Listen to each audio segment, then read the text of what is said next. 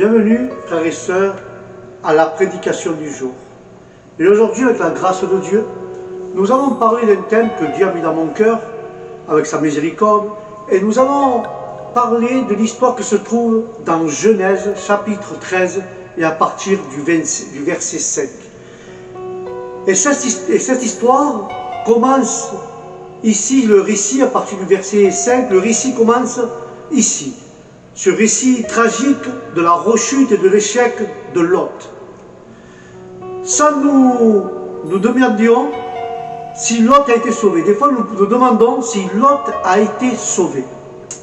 Et dans les épîtres, seconde épître de Pierre, chapitre 2, et versets 7 à 8, parle de plus qu'il a été délivré, le juste Lot a été délivré et qui était affligé par la vie impie de ces hommes méchants. Alléluia. Voilà ce que nous raconte le récit du chapitre 13 de Genèse. Et ceux qui ont une Bible, nous allons maintenant prendre deuxième épître de Pierre, chapitre 2, verset 8. Et nous allons lire la parole au nom du Père, du Fils et du Saint-Esprit. Et la parole nous dit ainsi: car cet homme juste qui vivait au milieu d'eux, aimait le bien, était tourmenté en lui-même jour après jour par les actes d'iniquité qu'il voyait et qu'il entendait. Alléluia. Voilà ce que raconte la parole de Dieu. Cette histoire de Lot qui était tourmenté jour après jour avec les actes d'iniquité qu'il entendait et qu'il voyait. Ça le tourmentait. Amen. Et là, nous pouvons comprendre, frères et sœurs,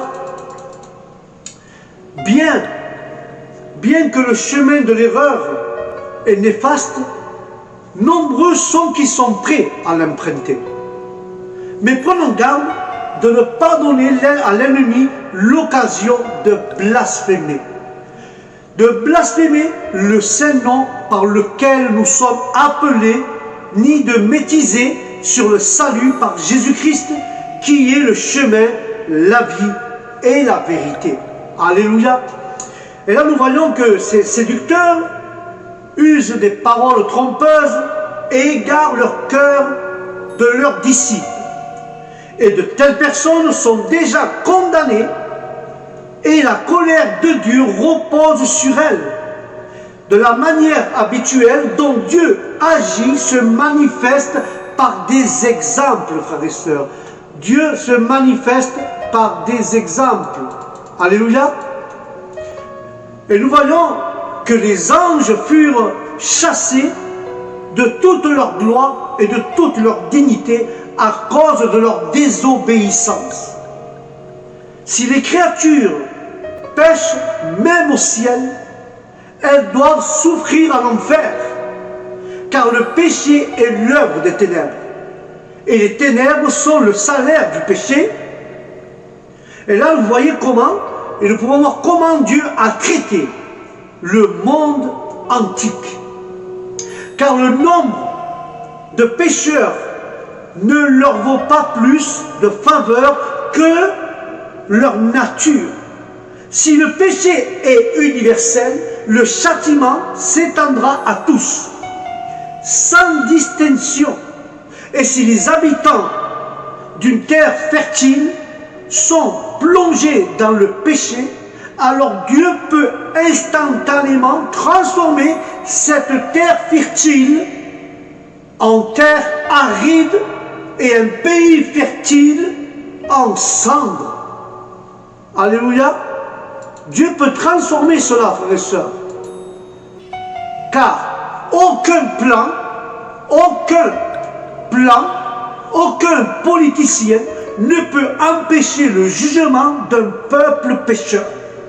Car celui qui empêche l'eau et le feu de nuire à son peuple peut aussi anéantir ses ennemis. Et ils ne sont jamais à l'abri.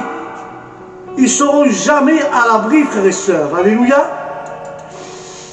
Mais là, quand nous voyons, quand Dieu châtie les méchants, quand Dieu châtie ces méchants, il délivre les justes. En mauvaise compagnie. Des fois, les justes, Dieu les délivre, et ces justes-là, ils sont en mauvaise compagnie, frères et sœurs. Je ne sais pas si toi, tu es en mauvaise compagnie, mais Dieu veut te délivrer de ces méchants. Et parce que tu es juste. Et nous ne pouvons pas gagner que la culpabilité et le chagrin, que les péchés autrui soient pour nous une épreuve. Mais il est possible aux enfants de Dieu de vivre parmi les plus profanes en conservant toute leur intégrité. Amen.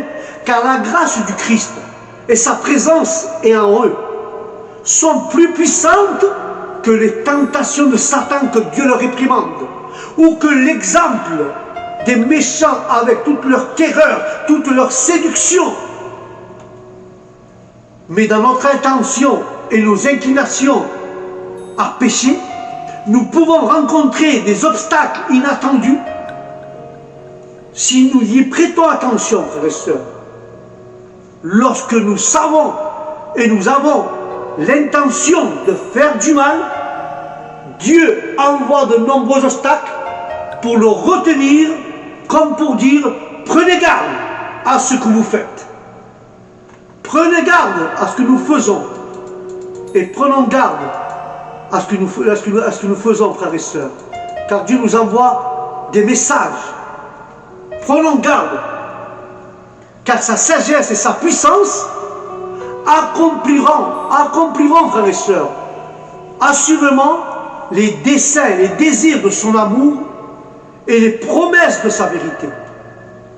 Car si les méchants échappent souvent à la souffrance ici-bas, c'est parce qu'ils sont préservés pour le jour du jugement, où ils seront punis avec le diable et ses anges.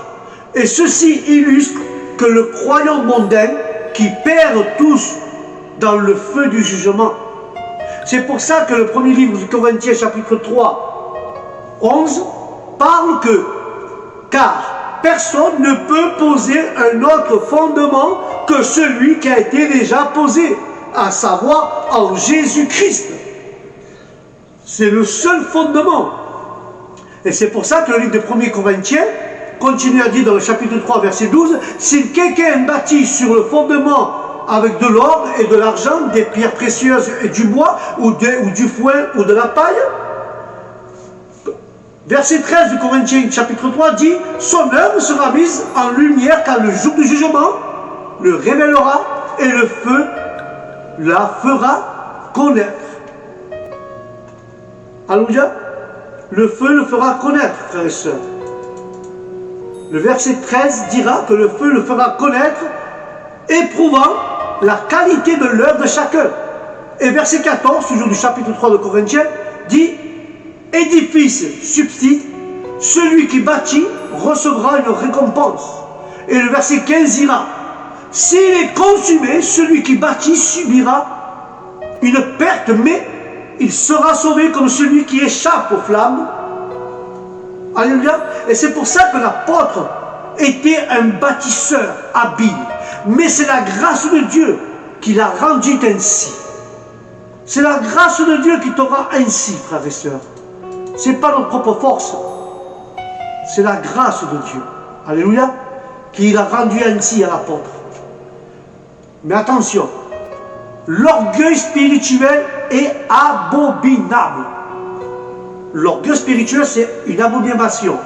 C'est utiliser les plus grandes grâces de Dieu pour nourrir notre vanité et faire de nous des idoles.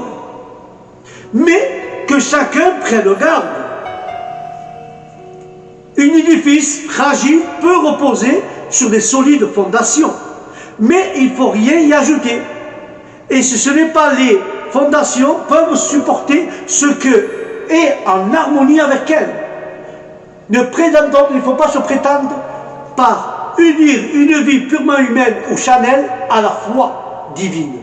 Car la corruption du péché et la confession du christianisme, Christ est le rocher des siècles, ferme, éternel et inimable. Alléluia. Christ est notre rocher, frères et sœurs. Amen. Et c'est pour ça que nous sommes capables en tout avec Jésus. Car de supporter tout poids que Dieu lui-même ou le pécheur peut faire peser sur lui. Il n'y a de salut en aucun autre. Supprimer la doctrine de son expiation et de son espérance n'ont plus aucun fondement. Deux sortes de personnes se tiennent sur ce fondement. Certains ne s'y attachent pas à la vérité telle qu'elle est en Jésus et ne prêchent rien d'autre. D'autres baptisent sur un bon fondement, ce qui ne nécessite pas l'épreuve du jour du jugement. Alléluia. C'est pour ça, nous pouvons, frères et sœurs, nous pouvons nous tromper envers nous-mêmes et envers les autres. Mais le jour viendra où nos actions seront révélées dans toute leur vérité, sans dissimulation ni déguisement. Ceux qui répandent la religion vraie et pure dans toutes ces branches dont l'œuvre perdure au grand jour, et recevront, eux, une récompense. Combien plus grand encore surpassera leur défection. D'autres encore dont les opinions et doctrines corrompues, ainsi que les vaines inventions et pratiques dans le culte de Dieu, seront exposés, rejetés, anéantis en ce jour-là. Alléluia, parce que nous voyons beaucoup de cultes aujourd'hui. Ça ressemble à des spectacles. On dirait un show. C'est pour ça, frères et sœurs, nous devons faire très attention. Car il est clairement, et on peut se poser la question, il est clairement question d'un feu figuratif non réel. Car quel feu réel peut consumer les rites ou les doctrines religieuses? Il s'agit d'éprouver les œuvres de chacun.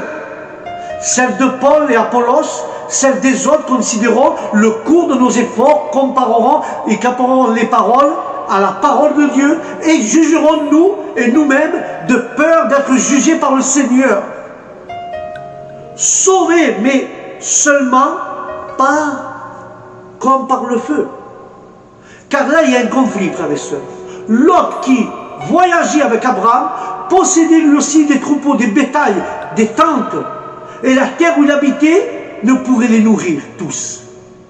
Deux cas, car ils possédaient trop de biens pour vivre ensemble. Ils eurent des bagarres, des disputes, des querelles entre bergers et des troupeaux, des troupeaux d'Abraham et ceux qui gardaient le bétail de l'autre. Ils avaient des problèmes, des bagarres, parce qu'ils avaient des troupeaux. Comme nos pasteurs, frères et sœurs, se disputent ils ont des querelles pour les troupeaux, pour le bétail que Dieu leur a dit de garder. Car les Cananéens, les Phénésiens habitent aussi dans ce même endroit à cette époque. Car les richesses n'engendrent pas seulement la discorde, car elle est un des sujets de dispute les plus fréquents, mais qu'elle peut aussi inciter à la querelle et rendre les gens orgueilleux et avides. À moi, c'est à moi, ça c'est à toi. Ils viennent des gens orgueilleux et avides en se disant ceci, ça c'est à moi, ça c'est à toi. Et ça sont les principales sources de colère dans le monde. La pauvreté et la labeur, le dénuement et l'errance n'ont pas pu se séparer. Abraham et Lot, mais la richesse, si les mauvais serviteurs ont souvent causé beaucoup de tort aux familles et aux voisins, par leur orgueil et leur passion et leurs mensonges et leurs calomnies, et leur commérage. Ceux qui agissent ainsi sont les agents du diable et les pires ennemis de leur maître. Nous devons faire très attention. Ce qui embrave et ce qui allait aggraver les conflits, c'est la présence des Cananéens et des Philistins dans le même pays. Et là, les querelles entre fidèles déshonorent la religion et donnent lieu des blasphèmes contre l'ennemi du Seigneur. Il vaut mieux persévérer et préserver la paix, la maintenir intacte, notre paix, dans notre conscience et notre âme, mais la meilleure solution en cas de différend est d'éteindre rapidement le feu qui vient de s'allumer. Alléluia. Et je vais conclure avec cela. Abraham, pourtant plus âgé, plus respecté, tenta d'apaiser cette discorde. Il révéla un homme serein, maîtrisant ses passions, en sachant calmer la colère par la douceur. Ceux qui œuvrent pour la paix ne doivent jamais rendre le mal pour un mal. D'un esprit concédant, Abraham était prêt à implorer même son infériorité, de vivre en paix. Car le peuple de Dieu doit défendre la paix, quelles que soient les opinions des autres.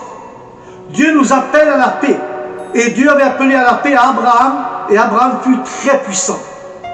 Que les habitants du pays se querellent pour des broutilles, mais nous ne tombons pas, et nous connaissons de meilleures choses, et que nous espérons un avenir meilleur que cela. Car les croyants doivent veiller scrupuleusement à éviter tout conflit. Nous devons éviter, frères et sœurs, tout conflit, nous demande le Seigneur. Alléluia. Parce que nombreux sont ceux qui disent pacifique, sans rien faire pour la paix. Abraham, lui, en fit rien lorsque Dieu daigne nous supplie de nous réconcilier. Nous pouvons nous supplier les uns avec les autres, mais Dieu nous supplie de réconcilier les frères et les sœurs tous ensemble s'il y a eu des conflits dans l'église. Parce que tu as plus de dons que moi, tu as plus ça que moi. Dieu demande, s'il y a des conflits dans l'église, de se réconcilier. Ou sinon, si nous continuons comme ça, nous sommes des agents du diable. Et nous allons détruire tout. C'est comme ce feu, un petit feu qui s'embrase, prend feu toute la forêt. Mais si ce feu, nous pouvons l'éteindre dès le début et réconcilier, nous ne laissons pas que le diable brûle tout ce qui a été fait par Dieu et tout ce que Dieu a fait dans nos vies. Alléluia. C'est pour bien que Dieu nous supplie les uns les autres qu'on se réconcilie. Bien que Dieu eût promis à Abraham de donner à ce pays et à sa descendance, il offrit néanmoins une part égale, voire meilleure à Lot, qui n'avait même pas les mêmes droits. Et Abraham était protégé par la promesse de Dieu, ne voulut pas se montrer dur envers son parent. Il était noble d'être prêt à renoncer pour la paix. Lot marchait selon la chair et Abraham marchait selon l'Esprit de Dieu. Cela nous mène toujours, frères et sœurs, au conflit. À cause extérieure était l'accroissement des richesses. La véritable cause était l'incrédulité et la corpulence. Alléluia. Car Lot était concupiscence de Lot. La méchanceté des ennemis du Christ est toujours irrationnelle et parfois impossible à contenir. Mais n'oublions pas que jamais l'homme n'a parlé avec sagesse. Car sa puissance et sa grâce de Dieu, elle, oui, qui parle avec sagesse et nous guide dans le bon chemin. Et cette clarté et cette douceur convaincante avec laquelle le Christ parlait, hélas, cette douceur convaincante avec laquelle le Christ parlait, nombreux sont ceux qui à un temps se sont retenus et ont vanté les mérites de la parole de Jésus, mais qui ont rapidement perdu leur conviction et ont persisté dans leur péché. Mais nous devons faire gaffe que les hommes sont follement motivés dans les questions d'une importance éternelle. Par des motifs, frères et sœurs, extérieurs, prêts même à être condamnés par un simple effet de mode. De même que la sagesse de Dieu choisit souvent ce que les hommes méprisent. La folie des hommes méprise généralement ce que Dieu a choisi. Le Seigneur suscite et ses disciples timides et faibles, parfois les utilisent pour déjouer les plans de ses ennemis. Car sa présence de Dieu engendre des conflits même au sein d'une même famille. Chacun doit prendre au sérieux les paroles du Christ et les méditer, frères et sœurs. Nous devons prendre la parole de Jésus-Christ. Nous devons prendre en considération la parole de Jésus. Je vous dis cela, nous devons méditer la parole de Dieu, parce que nul n'est laissé dans l'ignorance, au point de ne pas savoir que nombreuses de ses actions, même celles qui méprisent, sont bonnes. Par conséquent, nul n'a d'excuse pour son péché, car l'annonce de l'Évangile peut engendrer la désolation. Ce n'est pas la nature de la religion du Christ, pure, paisible et douce. Son effet, c'est de s'opposer à l'orgueil et à la convoitise humaine, frères et sœurs. Et je vais conclure avec cette petite phrase. L'Évangile sera largement diffusé, mais auparavant, le Christ doit recevoir un baptême très différent du baptême d'eau et du baptême du Saint-Esprit. Il doit endurer la souffrance et la mort. Il n'est pas prévu qu'il prêche l'Évangile plus largement avant ce baptême.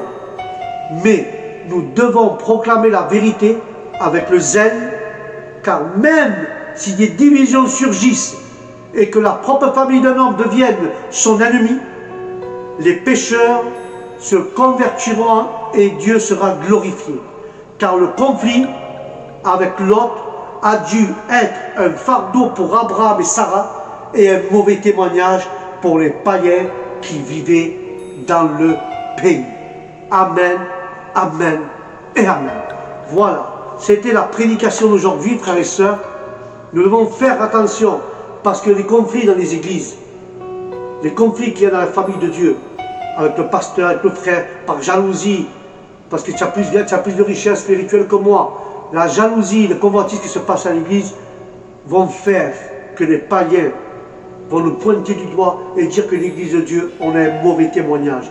Ils ne se convertiront pas, car ils vont dire, regarde les chrétiens, ils sont convertis à Dieu, ils sont comme nous, ils se disputent pour une bouteille, ils se disputent pour un don. Alors nous aurons un mauvais témoignage, rapport au conflit. Et ça, ce sera un fardeau pour les gens qui apportent la parole. Parce que quand nous entendons, je ne vais pas à la réunion, pasteur, à cause des frères, parce que les frères, ils n'ont pas un bon témoignage en Jésus. C'est un fardeau que nous portons. Et nous devons changer cela. Nous devons changer cette image.